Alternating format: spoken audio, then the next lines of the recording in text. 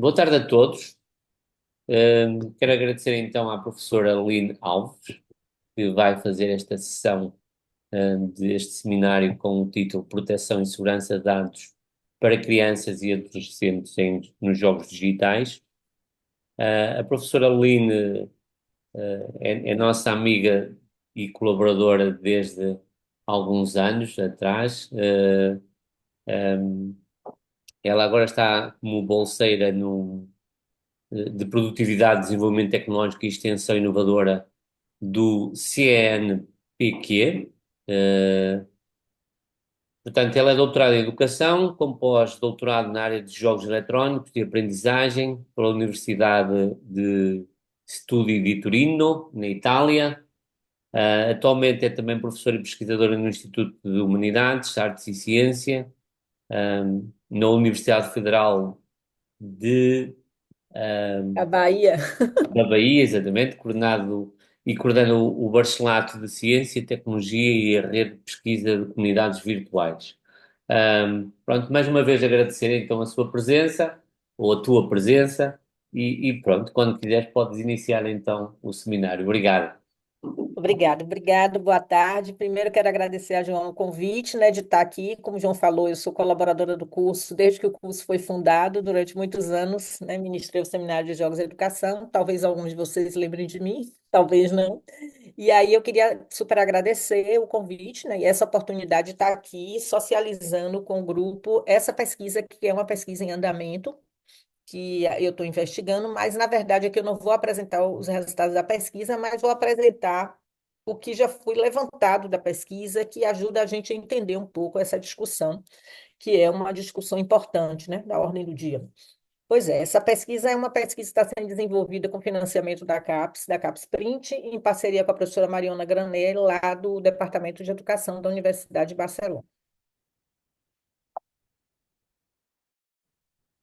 Como o João falou, né, eu venho de lá da Universidade Federal da Bahia, aqui em Salvador, e coordeno esse grupo de pesquisa que é o Comunidades Virtuais. Esse grupo de pesquisa, ele tem 20 anos, mais de 22 anos.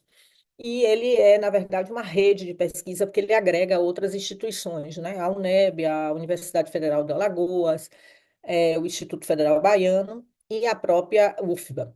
E esse grupo, ao longo desses anos, não só faz pesquisas sobre a questão de cultura digital, agora mais fortemente as questões ligadas às plataformas digitais e às performatividades algorítmicas, né? Principalmente depois do momento da pandemia que nós vivemos e que passamos tanto tempo imerso nessas plataformas, e foi graças a elas que a gente conseguiu realizar nossas atividades, né? Tanto atividades educativas como de entretenimento, de sobrevivência mesmo.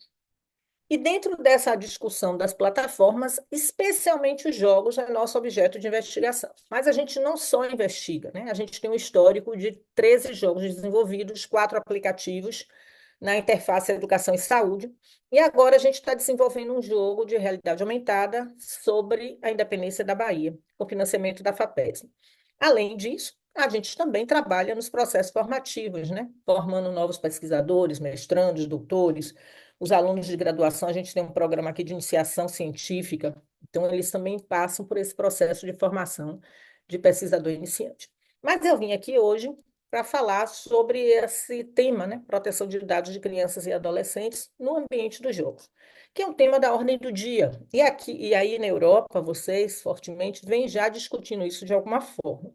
O que é tímido ainda é uma discussão específica para essa questão nos jogos. E eu vou socializar com vocês aqui tanto alguns aspectos legais, como há alguns projetos que vêm sendo desenvolvidos e como algumas ações, né, na comunidade europeia para estar atento a essas questões. E aí, primeiro, pensar, né, o que seria, o que é que caracteriza, na verdade, essa questão da proteção de dados. Vocês aí na comunidade europeia, vocês têm um regulamento, né, geral, a Lei Geral de Proteção de Dados de vocês, de 2018. E no artigo 8 dessa lei já existe uma preocupação com as questões de crianças, né, e adolescentes. Então, eles vão chamar de criança, vai estar sendo preocupado em proteger os dados e a segurança nessa lei de vocês, todo mundo que tiver menos de 16 anos, né? Todo mundo que tiver menos de 16 anos, o pai e o responsável é quem deve validar, é, cuidar dessa proteção de dados nesses ambientes digitais, especialmente nos ambientes digitais, inclusive os jogos. Então, esse tratamento, essa apropriação indevida das plataformas, elas não pode acontecer se não houver uma autorização parental para aqueles menores de 16 anos. Isso é pais ou responsáveis da criança. E que dados são esses, né? Eu já estava falando isso no lugar e o professor não entendeu. Que dados você está se referindo? Os dados pessoais, gente, é o conjunto de informações, várias informações que levam a identificar a gente, né? Que levam a identificar uma pessoa. Mas existem outros dados que são os dados sensíveis, que são aqueles que, quando revelados, ele pode gerar algum tipo de discriminação. Por exemplo, questões ligadas à etnia, questões ligadas à região onde você vive, condições socioeconômicas, questões ligadas ao gênero, né? Esse tipo de informação, quando ela é disponibilizada ou apropriada, ela pode levar a comportamentos discriminatórios.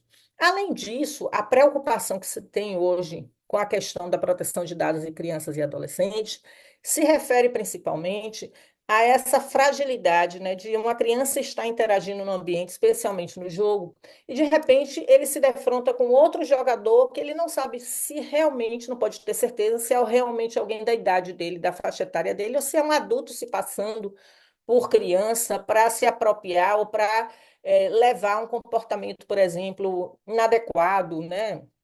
Uma questão da pedofilia. Um outro aspecto também envolve que, principalmente no ambiente dos jogos, muitas vezes a gente tem que cadastrar os dados, né, financeiros para você comprar alguns itens nesse ambiente.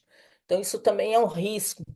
E outro risco é que, na maioria dos jogos, você tem um canal de comunicação, às vezes, dentro do próprio ambiente do jogo, mas, às vezes, você sai daquele ambiente e vai para o Discord, por exemplo, conversar com aqueles jogadores com os quais você estava conversando. E aí você perde esse controle de quem é que está realmente ali jogando, né? Nem no ambiente do jogo você tem. Então, essas questões têm preocupado bastante a comunidade de maneira geral, né? No sentido de pensar alternativas de regular a forma como essas plataformas elas estão, especialmente os jogos, coletando os dados e para que eles coletam, quando eles coletam e de que forma eles coletam, porque o que não existe é transparência em relação a como são utilizados e coletados nossos dados. Aí, dentro dessa discussão, eu minimizei aqui o coisa, dentro dessa discussão, nós temos uma preocupação de saber, né, o que é que está sendo feito, o que é que já está sendo feito para proteger as crianças e adolescentes. Eu estou falando aqui especialmente de crianças e adolescentes, gente, mas existe toda uma discussão de proteção de dados geral, né, não só para criança e adolescente, mas para adultos também. O que é que tem sido feito? Quando a gente pensa nas organizações mundiais, por exemplo, como a Unicef, ele já vem fazendo esse tipo de intervenção através de relatórios, publicando relatórios. Por exemplo, esse relatório que eu coloquei aqui é de 2021, né, que vem se investigando os riscos e oportunidades das crianças no mundo digital, de maneira geral, né, nos ambientes digitais. A OECD também, né, já vem fazendo suas recomendações de proteger o ambiente de crianças e adolescentes. A primeira, gente, foi em 2012. E aí eles fizeram uma nova ementa no documento a partir de 2021, considerando novas informações, né, o desenvolvimento de novas plataformas, e aí também entra as questões da inteligência artificial. Quando a gente pensa na comunidade europeia, você tem a própria lei que eu falei, e existe a própria comunidade hoje, ela tem uma comissão que vem discutindo essas estratégias para proteger e empoderar também as crianças nesse mundo digital, né? E quando você pensa, porque tem que separar, né, comunidade europeia do Reino Unido, é meio louco isso, mas então, no Reino Unido, essa discussão ela é muito significativa. Você tem muitas intervenções, muita legislação e muita pesquisa na área. No caso do Reino Unido, a gente tem um controle regulador que se chama o ICO, né, que é a Information Commissioner Office, que eles têm também se preocupado com essa questão do controle, de proteger e de regular a proteção de dados das crianças. Eles têm agora discutido estratégias de design específico, né, para que você estabeleça um código de práticas para proteger é, o ambiente, para tornar mais seguro para as crianças e adolescentes. Aí você pensa, por exemplo, eu fiz um recorte aqui rapidamente, dentro da comunidade europeia. Na Espanha, o Conselho de Audiovisual da Catalunha financiou a análise de aplicativos, incluindo aí jogos que são usados na primeira infância, e quais são os mecanismos que esses aplicativos têm usado para proteger. Né? Isso foi feito, inclusive, pela professora Mariona Granet, que eu falei para vocês que estou trabalhando com ela. Eles fizeram uma análise de vários ambientes. E aí é interessante porque o que é que acontece? O que é que se diagnostica, né? E é o que, por exemplo, não só nesse trabalho, mas também em outros trabalhos que eu pude analisar, que as empresas elas sabem, né, do da regulação, elas conhecem até a lei, principalmente as grandes empresas, mas elas terminam não aplicando a lei, não seguindo à risca a lei, preferem pagar as multas das agências de controle, porque elas ganham muito mais não seguindo a lei do que seguindo a lei. É meio contraditório isso, né? Meio enlouquecedor. E o que acontece com os pequenos estúdios, que é o caso, por exemplo, da gente dos cursos, né, que a gente tem como curso aí do Instituto. Os alunos saem, criam seus pequenos estúdios. E aí, às vezes, o pequeno estúdio ele não tem recurso financeiro para seguir todas as regulações. Então, muitas vezes, ele termina não seguindo, porque ele não tem aporte financeiro para fazer esse tipo de desenvolvimento. Em Portugal, o que é que tem, né? Para falar especificamente de vocês, já existe, né, um parecer que relativo a 2019 e 2022 de uma estratégia nacional para garantir os direitos da criança. Esse parecer também está subsidiado pela Unicef. Então, vocês estão vendo aí que a ação da Unicef ela tem sido bem intensa. Quando a gente pensa na América do Norte, nos Estados Unidos, por exemplo, e no Canadá, nos Estados Unidos você tem a Copa, que é exatamente aqui, né, a proteção de crianças e adolescentes. Essa Copa, gente, inspirou vários outros países, inclusive a própria comunidade europeia, o Brasil, na hora que pensa em proteção de dados de crianças e adolescentes e na hora que se pensa em inserir isso na Lei Geral de Proteção de Dados. A Copa, ela existe desde 2018, mas ela teve uma nova versão agora, 2024. Esses documentos eles estão sendo atualizados. Por que que eles estão sendo atualizados? Em virtude de tanta mudança, de tanto avanço tecnológico, especialmente agora quando a gente pensa nas inteligências artificiais generativas. E a gente tem no Canadá o setor que uma comissão, né, que se preocupa com a questão da privacidade. E aí, essa comissão, engraçado, desses todos que eu falei para vocês, ela teve uma preocupação específica com os jogos. Inclusive, ela produziu um joguinho, vou mostrar depois, para orientar as crianças quais são os dados que são coletados durante o momento que você joga. E o que você deve fazer para ter cuidado? Então, eles têm também uma preocupação de educar a criança, né, o jogador, não apenas regular e fiscalizar as empresas, mas também orientar as crianças no uso. Quando a gente pensa no Brasil, a gente tem esse documento que já tem mais de 15 anos, que é o TIC Kids, que é uma pesquisa que é feita anualmente para investigar como as crianças e adolescentes, né, até 16 anos, estão interagindo com os ambientes virtuais. Como é que está o nível de interação, de acesso, o que é que elas fazem, o que é que elas gostam de fazer, quais os cuidados que os pais têm. Então, esse documento mais recente saiu agora, e foi interessante porque os dados apontam crescimento do acesso de crianças e adolescentes à internet. No caso daqui do Brasil, a gente tem uma associação, a gente tem uma lei geral de proteção de dados, obviamente. Ela foi regulamentada em setembro de 2020, durante a pandemia, e nós temos uma autoridade nacional de proteção de dados que fiscaliza. Observem que essa autoridade, recentemente, no início desse ano, ela começou a fazer esse estudo preliminar sobre o tratamento de dados de crianças e adolescentes. Estão vendo que isso é uma coisa no mundo todo, né? Eu não botei aqui, por exemplo, a Austrália. Mas você tem também preocupações dentro da Oceania, a Austrália que se destaca mais, tá? Mas o que que eu falei tudo isso, o que que tem específico para games, né? A gente viu que específico para games tem essa ação aqui do Canadá. Mas específico para games, a gente tem muito pouca coisa, né? Aí o que, quem já está dentro do mundo pensando essa legislação para jogos? Como eu falei, a gente tem a Agência Regulatória do Reino Unido, que é o ICO, que publicou em 2020 um código, né, que eles chamam o Código da Criança, que é exatamente para orientar, né, estabelecer padrões para quem desenvolve jogos e plataformas online. Então, vocês que estão na área de desenvolvimento, que pesquisam isso, têm que conhecer esse documento. Quais são esses padrões? Né? A principal orientação é a verificação por idade. Vocês sabem que a verificação por idade não funciona muito, porque as crianças elas driblam, né? Elas dizem que tem uma idade e tem outra. Mas eles estão tentando tornar essa verificação mais eficaz. Mas existem padrões outros que as empresas, tipo um checklist, que as empresas vão ter que seguir. Então, vocês que estão nessa área têm que começar a estar antenados com isso. Tanto na Europa como no Reino Unido, existe um projeto chamado Internet for Kids, o BIC, que é um programa que é focado exatamente em jogos online e segurança para criança. Esse projeto, junto com o POSCOM, ele vem, digamos assim, dando suporte para os desenvolvedores de jogos na criação de ambientes seguros. Então, eles criam as estratégias, eles criam orientam as diretrizes e eles dão suporte na implementação dessas diretrizes nos ambientes, especialmente nos jogos.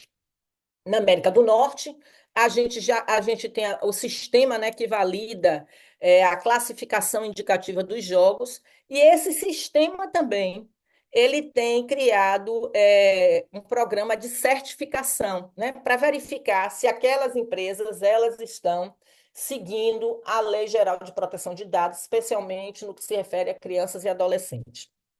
Na Ásia também, a gente tem regulações, vocês sabem, né, especialmente para o tempo de jogo online. Então, assim, ela não apenas restringe o tempo de jogo para menores, mas ela também tem diretrizes específicas para limitar a coleta de dados em jogos digitais e proibir também a questão da publicidade segmentada, porque isso acontece com muita frequência, não é? Os ambientes eles motivam as crianças através de vários sistemas de recomendação de comprar, de consumo. Então, no Japão também, o Japão também publicou, né, recomendação para os desenvolvedores para proteger a privacidade dos menores e não incentivar a coleta de dados. Na Oceania, como eu falei para vocês, que se destaque a Austrália, ela tem um documento que é o Safety by Design, que não se limita só a jogos, mas que tem seções específicas sobre jogos e crianças. E a ideia é exatamente incentivar os desenvolvedores a incorporarem a funcionalidade de segurança e privacidade por padrão, né? Então, isso é muito importante. A gente, na América do Sul, temos o projeto Internet na América do Sul, recortando para o Brasil, né? Que a América do Sul é enorme, mas eu vou recortar para o Brasil aqui. A gente tem esse projeto Internet Segura, que é amplo, não é só para jogos, mas que os jogos entram também, né, nessa questão da conscientização para segurança e privacidade. O ano passado foi aprovado o Marco Legal da Indústria de Jogos Eletrônicos no Brasil, e um dos itens, um dos artigos, é exatamente a proteção de dados de crianças e adolescentes nos jogos, inspirado na Lei Geral de Proteção de Dados. E agora, essa semana passada, entrou em pauta na Comissão de Direito Digital no Senado o projeto de lei 2628, que é sobre a proteção de crianças e adolescentes em ambientes digitais. Não é só jogo, mas entra também. Então, até o final do ano, a gente imagina que vai ter alguma recomendação oficial. E como é que tem sido, né, essa coleta de dados nos jogos e quais os riscos nos ambientes online? Então, assim, os riscos, esse artigo, vocês vão ver que eu vou colocar aqui algumas imagens, né, dos artigos e de textos. Qual é o principal risco no ambiente digital e que ocorre também no jogo? A questão do assédio infantil e o conteúdo pornográfico, o cyberbullying, a vitimização infantil, o abuso, o aliciamento, a corrupção de menores, o sexo e a pedofilia. Então, essas são as ameaças mais comuns que vêm marcando os ambientes digitais. Esse artigo que está aqui, ele faz essa revisão sistemática da literatura, inclusive analisando a questão dos jogos. Então, isso também pode acontecer no ambiente dos jogos? Pode. Aí ele vai dizer outras questões, né, que podem também ser motivadas nesses ambientes e que a gente tem que ter cuidado para proteger não só os dados, mas a saúde mental e física dessas crianças. Emoções e atitudes negativas, baixa estima, solidão, ansiedade, baixo desempenho acadêmico, estratégias de enfrentamento mal adaptativas, interação excessiva com essas plataformas, gerando solidão, depressão. É isso que eu falei, né, das salas de bate-papo, que você sai para aquelas salas e muitas vezes você corre o risco de não estar interagindo com crianças e adolescentes, mas com adulto com má intenção. E aí, esses autores, eles fizeram uma análise, né, das plataformas de jogos, vocês estão vendo aqui, nas plataformas, as plataformas que oferecem jogos, e aí eles colocaram, né, o que caracteriza a idade de restrição, se tem vídeo mensagem, se tem vídeo chat, vídeo de chat, quais as restrições que eles estabelecem. Então, isso aqui ajuda, depois, se vocês quiserem, eu posso passar para a João esse artigo. Isso aqui ajuda a gente a entender um pouco como é que essas plataformas que disponibilizam jogos, elas estão atuando quando se pensa na questão de dispositivos para proteger e garantir a segurança de dados da criança. Esse trabalho de final de curso foi um trabalho feito eu sempre confundo, Bruxelas. É muito interessante o trabalho, porque ela vai analisar alguns jogos, Fortnite, e vai analisar, por exemplo, o Warcraft, mostrando como é que essas plataformas elas têm protegido os dados. Ela vai dizer, ó, o Fortnite permite que os pais monitorem o tempo que os filhos passam jogando, restringindo certas ações no jogo que pode representar riscos para a privacidade do jogador.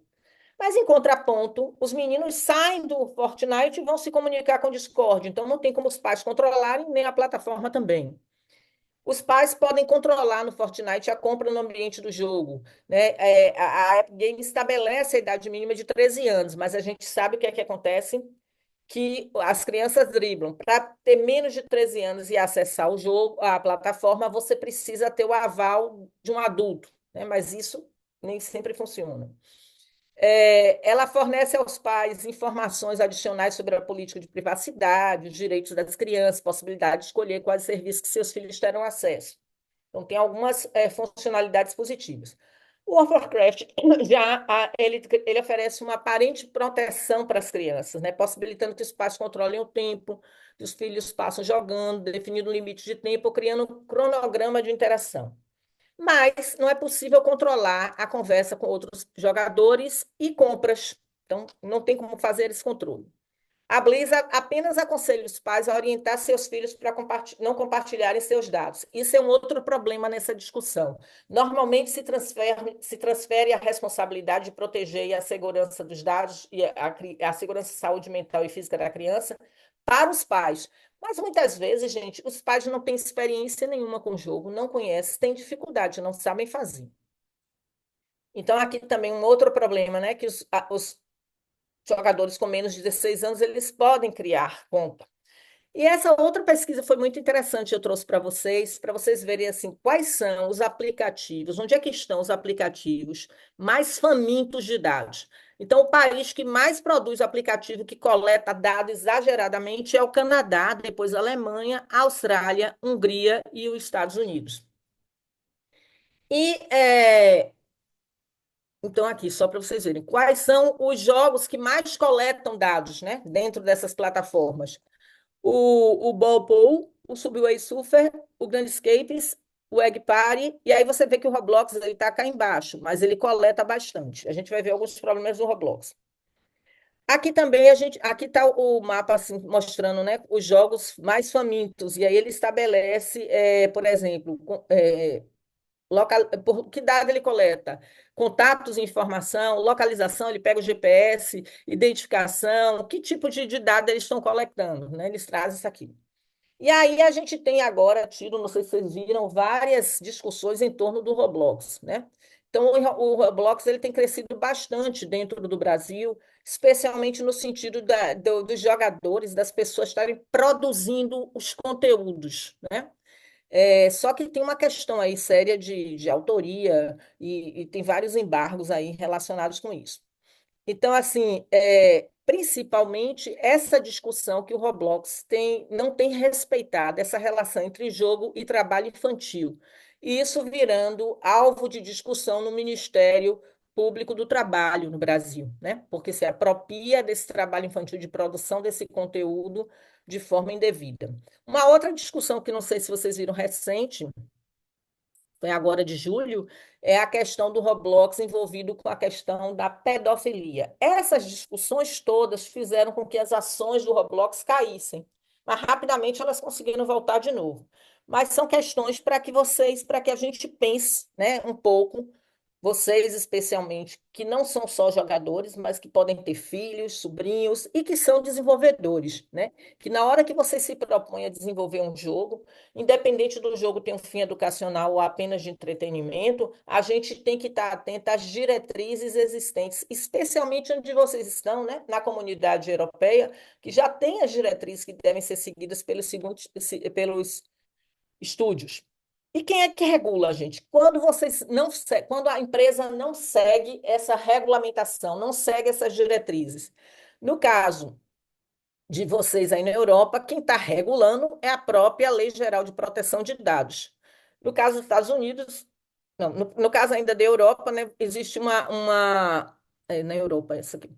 Existe um controle que é feito por todos os países membros da comunidade, né, eles controlam essa adequação dos ambientes. Essa outra comissão aqui, que é uma comissão europeia, que é a agência, a FRA, né? A agência que faz, que regula, que cobra, que fiscaliza. No Brasil, eu já falei, a Associação Nacional de Proteção de Dados.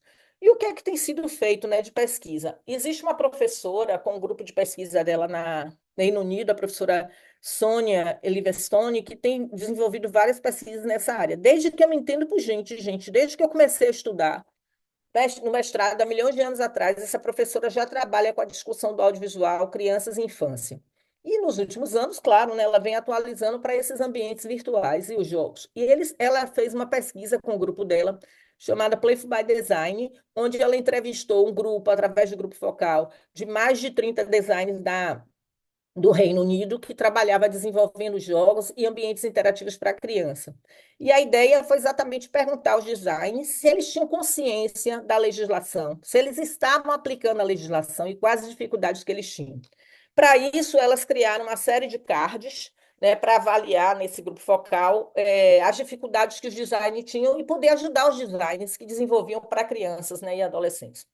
Então, na pesquisa, os designers informaram: não, a gente conhece a lei, a gente sabe qual é a regulação, mas a gente nem sempre sabe se a gente está aplicando a lei corretamente ou se a gente está realmente criando um mecanismo para proteger e assegurar os dados das crianças. Então, isso é um dado interessante. Se conhece a lei, mas não sabe como aplicar. Além disso, a gente tem tido as Big Techs, né? Também tem feito várias campanhas, produzido vários conteúdos para ajudar as crianças. Não sei se vocês já viram, o Google do YouTube Kids, ele criou uma série de vídeos desse galinho aí, As Aventuras do Bartolino na internet, onde a ideia é exatamente, olha, é muito engraçado, vale a pena ver, orientar as crianças a proteger os dados, porque às vezes a criança nem sabe o que é proteger os dados. Ela pode estar ouvindo bastante falar isso, mas ela não sabe como fazer.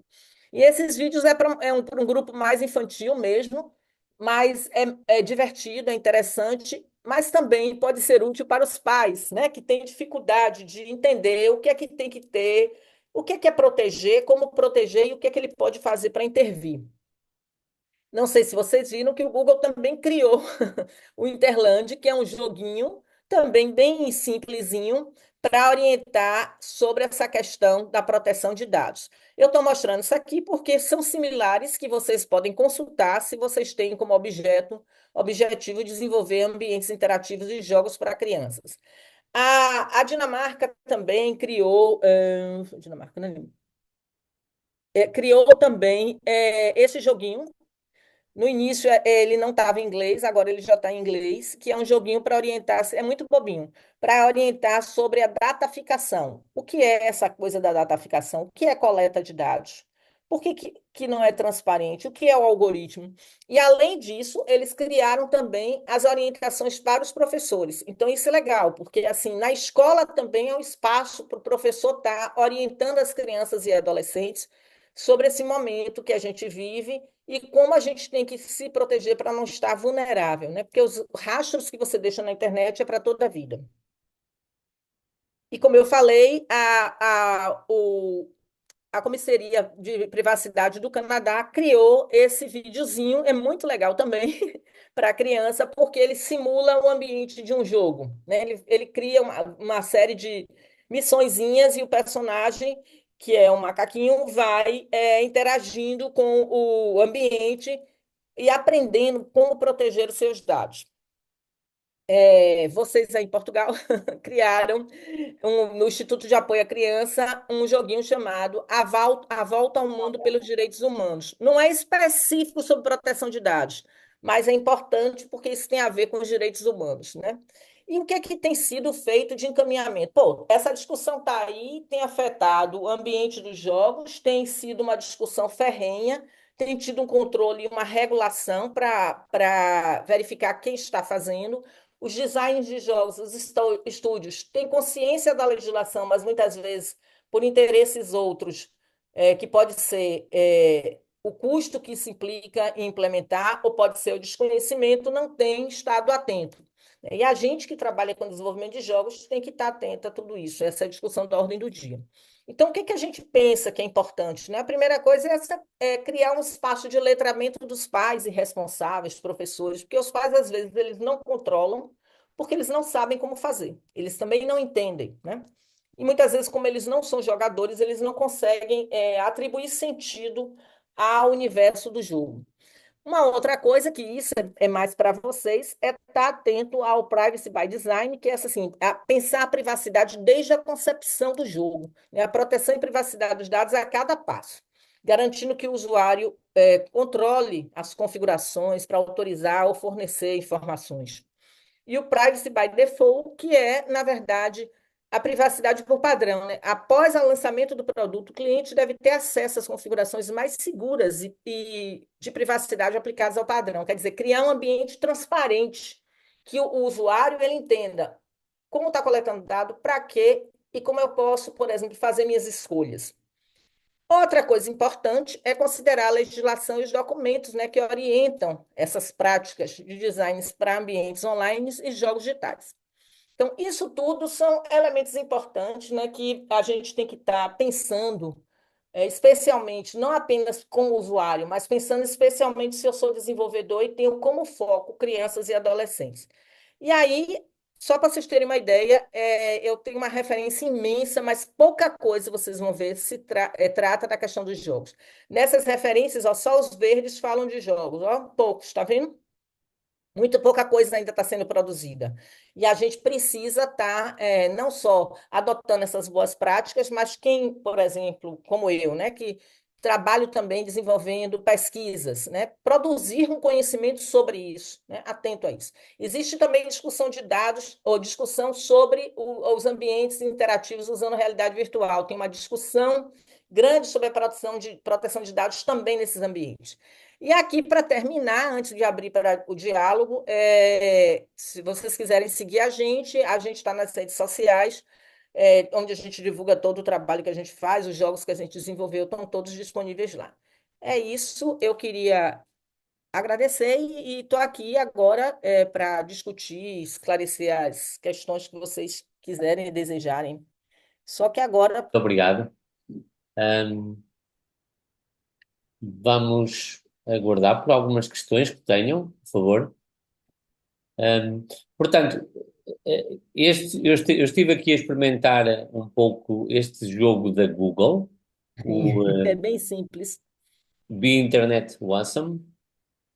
Ahm, isto é um jogo então que pretende alertar para questões de privacidade de dados relacionado com crianças. Esse jogo, o vídeo que a Google fez também do Galinho, E o material também que o Canadá fez é um outro vídeo, só que ele trabalha com a lógica de um jogo, né? E aquele outro jogo que eu falei, todos eles estão nessa lógica de criar ambientes educativos em forma de jogo, já que é essa linguagem que atrai, desperta o interesse das crianças, para que eles aprendam um pouco mais sobre esse processo de dataficação e como se proteger, né? O que é que ele tem que proteger? O que é que ele não pode disponibilizar no ambiente, nem para ninguém que pergunte a ele no ambiente do jogo. Uhum. São ideias, eu acho assim, que a gente, eu que trabalho, né, com educação especificamente, acho que é uma ideia interessante a gente começar a desenvolver tanto ambientes interativos como material mesmo para as crianças. Por exemplo, tem um professor na Austrália que ele desenvolve não voltado para jogo, mas de dados de maneira geral. Então foram desenvolvidos vários cards, várias HQs, história em quadrinho, né? Comics, para que eles pudessem ir interagindo e entendendo, compreendendo a lógica.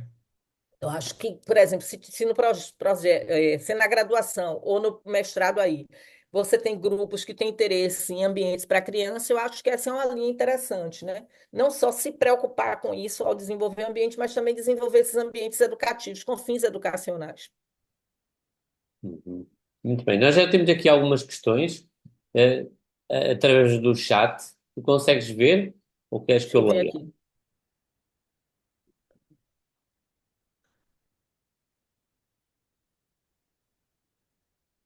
Ah, não, aqui, quais as suas preocupações? Quais as preocupações por parte da IA que está a emergir? Sim, as preocupações por parte da IA, Diniz, tem a ver com a coleta dos dados para treinar a IA, né? Tanto vocês aí na comunidade europeia como a gente aqui no Brasil tem estabelecido regulamentações para que, especialmente os dados das crianças, não sejam coletados para treinar as inteligências artificiais generativas.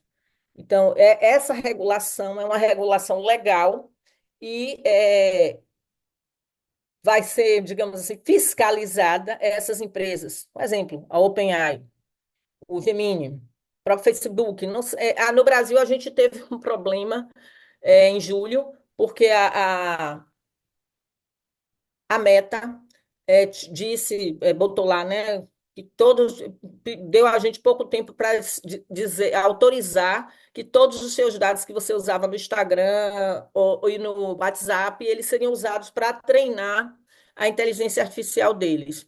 E aí, no Brasil, a autoridade máxima interviu porque você tem que dar escolha para a pessoa, né? A pessoa tem que escolher se ela quer ou não. E no caso específico de criança, para proibir, né? Eu não sei se você já usou o Gemini dentro do browser. Quando você tenta ativar, né, o Gemini no browser, a primeira coisa que ele lhe diz é o seguinte, ó, você não bote aí os dados particulares, porque nós vamos estar usando os seus dados para aperfeiçoar os nossos produtos. Você pode escolher se vai ser 72 horas que você vai deixar ativo, se vai ser 3 meses, etc. Você pode fazer algumas configurações, mas a Google está dando esse aviso. O chat GPT, alguns anos atrás, mais 2 anos atrás, quando começou essa discussão, ele botou logo um aviso lá. Olha, não bote aqui seus dados pessoais. Evite colocar dados pessoais. Por quê? Porque é inevitável. A inteligência artificial, ao interagir com as generativas, ao interagir com seus dados, ela está coletando eles e está sendo treinada neles. Então, isso é uma preocupação. Em relação aos jogos, nós sabemos que não é novidade a inteligência artificial para os jogos, né? Desde que a gente entende por gente, ela está presente, só que ela vem se complexificando, né? Cada vez mais. Então, isso é uma preocupação também. Então, quando eles falam de regular a proteção de dados de crianças e adolescentes nos ambientes digitais, eles incluem aí também as inteligências artificiais generativas. Agora tem aqui outra pergunta. Alguns jogos infantis com Pokémon faz o obrigam a colocar o cartão do cidadão. Exato. Essa cartão do cidadão dos pais, exato. Existe um encaminhamento agora na Europa, eu esqueci o nome, mas é parecido com isso que você está falando, Tatiana, que eles vão gerar uma identificação do cidadão, incluindo a criança aí. Então, isso é interessante porque é um controle a mais, quer dizer, você vai saber realmente, é um adulto que tem ali, né, que tem um número, um registro, que está autorizando que aquela criança jogue aquele jogo, ou que aquela criança forneça aquelas informações. Mas, como você sabe, algumas pessoas fazem trapaça, né? Podem pegar o documento dos pais e colocar lá e não ser o pai que autorizou. Então, isso aí é uma questão mais parental, né? Os pais vão ter que criar também momentos de reflexão e discussão com os filhos para orientá-los que eles não façam isso. Assim como eles não usem o número do cartão de crédito para comprar coisas e depois o pai recebe a bomba. Então, nada que a gente está falando é novidade, né? Só que agora você tem um controle maior em torno disso. Aí tem a pergunta de João. O que aconselha a nós que estamos a desenvolver jogos, mesmo aqueles que não são focados na aprendizagem, fazer para garantir a segurança das crianças contra outros utilizadores? João, esse é um grande desafio, especialmente no multiplayer, né? Porque as empresas, os estúdios, os grandes estúdios, eles não conseguem ter esse controle, né? Mas eles podem criar mecanismos para identificar, por exemplo, palavras. Eles já fazem isso, né? Palavras-chave que podem dar indícios de uma pedofilia, palavras-chave que podem dar indício de que você está querendo manipular aquela criança para que ela faça alguma coisa ilegal. Então, esses mecanismos já existem. O que eu sugiro a vocês é que eu posso passar depois para a João, que vocês deem uma lida nos documentos que trazem os princípios que os desenvolvedores têm que seguir. Então, o ICO da comunidade do Reino Unido, ele já traz esses princípios. A comunidade europeia também já tem os princípios que os desenvolvedores têm que seguir. Então, uma forma de evitar é exatamente seguir, ó, essa regulamentação, né, o que eles estão orientando. E ter essas duas preocupações que são básicas que eu falei, né? O Privacy by Design e o outro, o design padrão, né? Então, essas duas já são básicas. Mas existe uma série de regulamentações já. Diretrizes é o que eles chamam, né? Diretrizes orientando os desenvolvedores como seguir. Então, o desenvolvedor vai ter essa orientação. E tem também, né, instituições que dão, digamos assim, suporte para orientar como seguir a regulamentação. Não, não, Tiago. A orientação é a mesma, tanto para jogos educacionais como para jogos de entretenimento. Por exemplo, os jogos que nós desenvolvemos, né? A todos que a gente desenvolveu, inclusive que a gente está desenvolvendo agora, a gente não coleta dado nenhum. Ele não precisa, só tem um que a gente coleta um dado, que eu vou dizer qual é. Ele baixa o jogo, são jogos single play, aí não tem problema, ele não interage, não precisa de dado nenhum para ele se cadastrar para baixar, ele não precisa botar nenhuma informação dele nesse jogo. Um jogo que a gente tem, que é o Guardiões da Floresta, aí sim, ele precisa colocar o e-mail, precisa colocar o nome e a idade, porque a gente precisa dessa informação para analisar as funções cognitivas da criança. Só, nada mais. Então, você tem que ver, por exemplo, tem jogos que não coleta dado nenhum, né? Ele produz o jogo para entretenimento, para fins educacionais, sem ter a necessidade de coletar. Mas a gente sabe que não é assim que funciona, né? Porque o modelo de negócio do jogo precisa desses dados. Ele precisa de dados para a própria empresa? Não, às vezes a empresa, ela é parceira de outras empresas, é o que eles chamam de triparte. Então ela pega aqueles dados, por exemplo, e dá, que é o que a Google faz, né? Pega aqueles dados e vende, negocia para uma empresa de publicidade. Essa empresa de publicidade passa para alguém que quer vender sapatos, tênis. E aí, seus dados, a todo momento você recebe várias recomendações do melhor tênis que você vai comprar, do melhor jogo que você vai assistir, qual filme. Então, isso tudo, esses dados são usados, né, são padronizados para gerar os sistemas de recomendação que nós temos. Então, no caso específico dos jogos, né, eles precisam do lugar de você estar acessando. Por quê? Porque ele identifica, pronto, Lin está no Brasil, mas Thiago está em Portugal. Eles estão jogando o mesmo jogo massivo multiplayer. Mas o que que fica mais fácil para Lin e Thiago? Eu tenho que localizar pela o GPS dela, quem são os jogadores mais próximos e com mais afinidades. Então eu não vou jogar ela para Portugal, vou jogar para quem está mais próximo, por exemplo. E por isso eles precisam dos dados para gerar os padrões. tem um lado positivo. Qual é o lado positivo? Facilitar a interação, botar para você encontrar parceiros que tenham jogos que tenham afinidade de jogo, de afinidade de interesse, né? Mas o problema é o que se faz depois com esses dados. Sim, seria uma excelente ideia, Tatiana, você criar dentro do próprio jogo, né, essa campanha de publicidade para o bem, né, para orientar para essas questões ligadas à pedofilia, a cyberbullying, várias questões que trazem, né? Nós sabemos que nós meninas, sofremos cyberbullying, né? Nós sofremos toda uma série de comportamentos misóginos quando a gente está jogando. E já todo mundo sabe que muitas vezes as meninas preferem não se identificar como meninas para não serem assediadas, maltratadas, agredidas. Então, se a gente usa o ambiente do jogo para também ter esse fim, mesmo que não seja um jogo educacional, né? Para esse fim pedagógico de orientar, e como já está sendo feito por essas empresas, né, de orientar sobre proteja os seus dados, essas informações, né?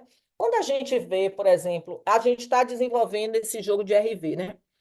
E o jogo, algumas pessoas, não sei se vocês sabem, especialmente as mulheres, tem uma pesquisa em andamento, elas apresentam, mulheres com mais de 50 anos especialmente, elas podem ter tontura, náuseas, né? Então, quando você faz um jogo como esse, quando a gente vai para o cinema, que a gente vê aqueles filmes com muitas imagens, muito uso de luz, eles vêm com aquele aviso, né? Os jogos de RV também tem que vir, ó, tenha cuidado com a questão, se você se sentir mal, se você proteja, uma série de coisas. Então, assim como a gente já tem essa parte educacional para essas questões, a gente pode usar também, como você sugeriu, para evitar comportamentos que podem provocar danos na saúde física e mental do jogador, né?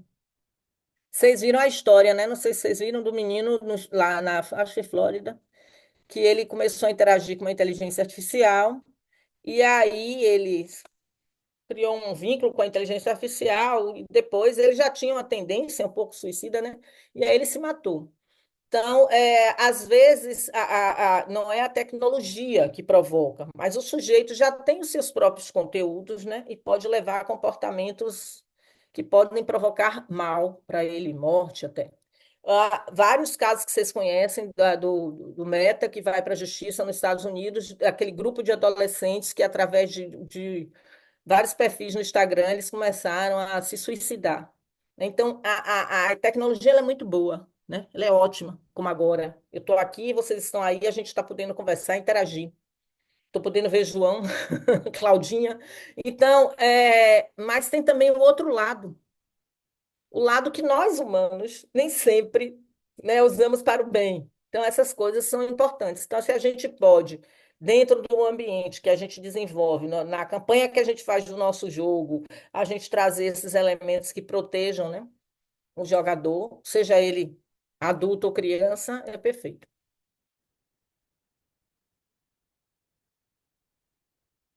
Mais alguma pergunta?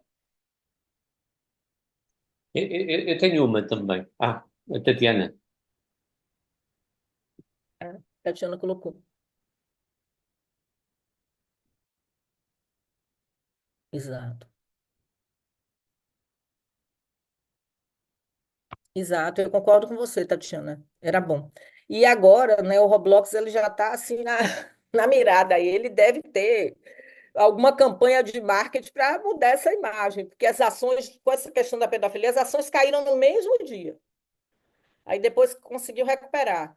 Então, eles já devem estar pensando, porque é um ambiente rico, né? O Roblox tem mil possibilidades para você trabalhar ali com ele.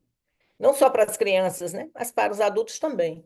Então, realmente é toda uma campanha para tornar o ambiente seguro, né? Diga, Pois. João. A minha questão estava aqui bem a partilhar com esta questão da Tatiana, e realmente existem questões, talvez, que a própria plataforma queira combater esses problemas, porque senão irá ter uma má imagem, como esta questão então que houve com a pedofilia. Mas eu creio que também haverá outras informações, outros dados que possam ser coletados, em que aí ela terá todo o interesse em ter esses dados para depois poder oferecer melhor produtos, fazer campanhas de marketing, fazer, eu não diria vendas agressivas, mas vendas mais direcionadas e motivar os jogadores até, pode ser com um bom propósito, mas também pode ser com o incentivo de ganhar mais dinheiro, de lucrar mais, obviamente, não é? Porque, apesar de tudo, é uma empresa.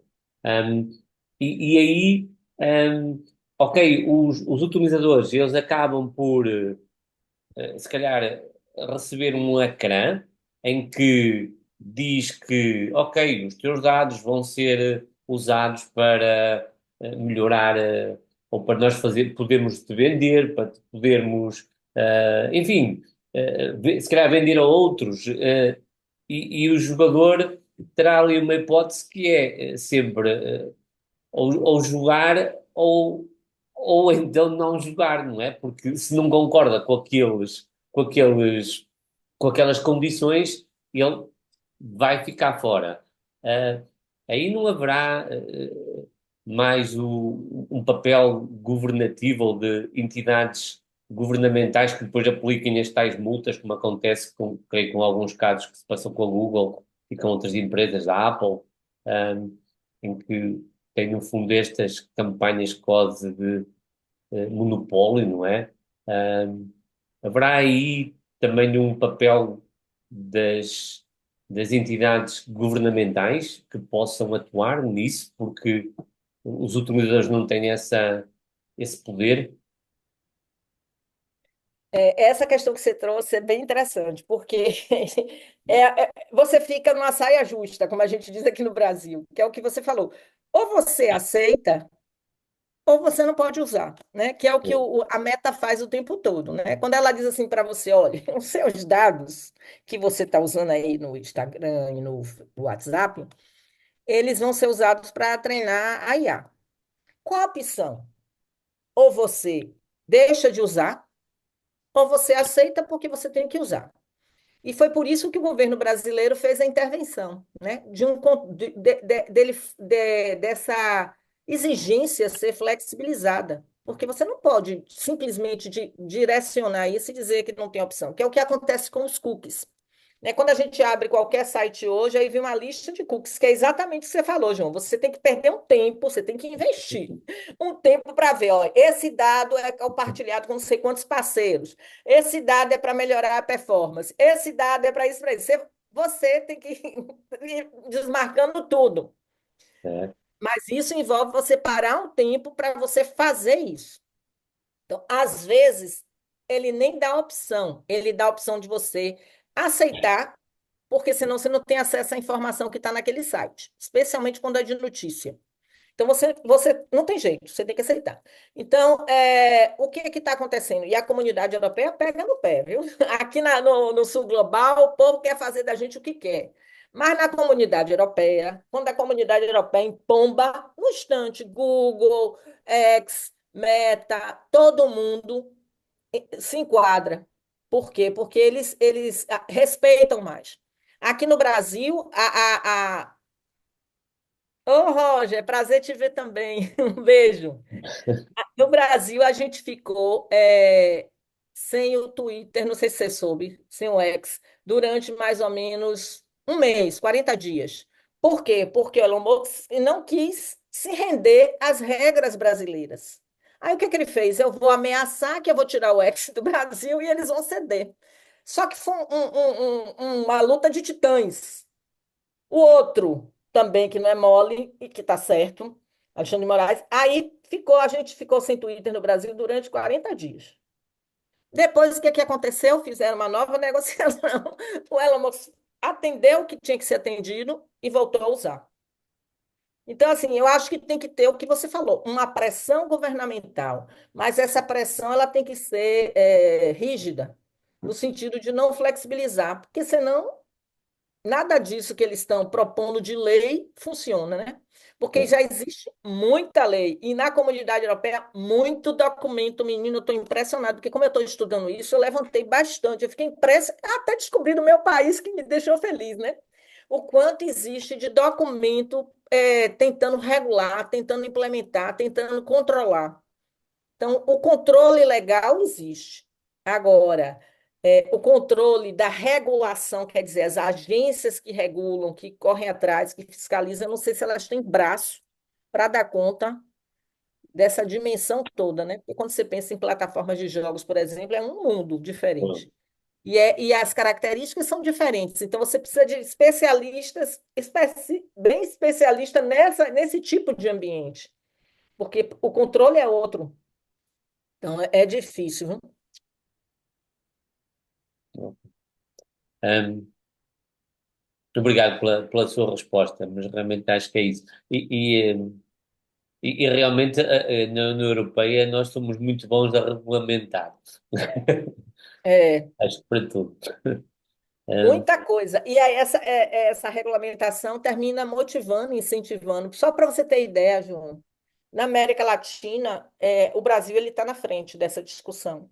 Mas a América Latina não é só o Brasil, né?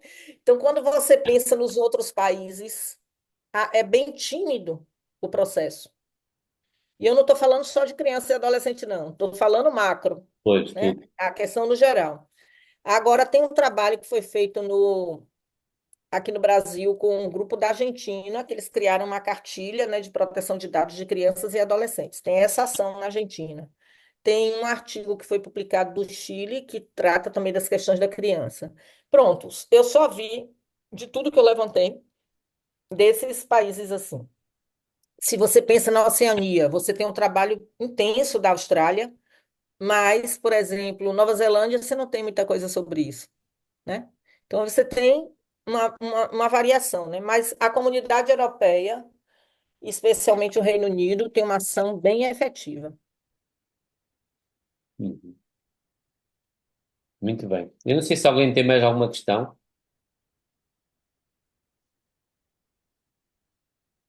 Ok. Então, essa palestra de hoje foi só para convidar vocês a pensarem sobre isso, né? Imagino que vocês já ouvem bastante, que a mídia divulga bastante, né, essas questões de embate entre as plataformas e entre a legislação. Vocês não têm visto embate entre as grandes empresas de games e a legislação. Por quê? Por causa do que eu acabei de falar aqui para João. É muito específico, né? Quando você pensa nessas empresas, os ambientes de jogos são, a especificidade é diferente, mas a regulação já está olhando também, né? Olhando para esse segmento e já tem aspectos específicos. Então, é um convite para quem é pesquisador, para quem é desenvolvedor e para pais e interessados começarem a ficar atentos, né, a essas questões que também estão tensionando o ambiente dos jogos, seja no desenvolvimento ou não. E sobre o desenvolvimento, no lugar de onde vocês estão, vocês podem buscar as diretrizes que estão sendo postas especialmente para desenvolvimento dos ambientes interativos e dos jogos, para subsidiar o processo de vocês. E aí eu queria agradecer, né, ao convite de estar aqui, agradecer as perguntas, agradecer o momento de poder compartilhar um pouco da pesquisa que a gente está fazendo aqui. Nós é que agradecemos. Devia ter cá a falar de um tema tão interessante e tão útil e que nós temos uma responsabilidade sobre isso como desenvolvedores de jogos, obviamente. Ahm, Pronto, sendo assim, daria então por terminada a sessão. Agradecer mais uma vez à Aline a sua disponibilidade e desejar-lhe todas as felicidades. Obrigada e até breve. Um beijo para vocês aí.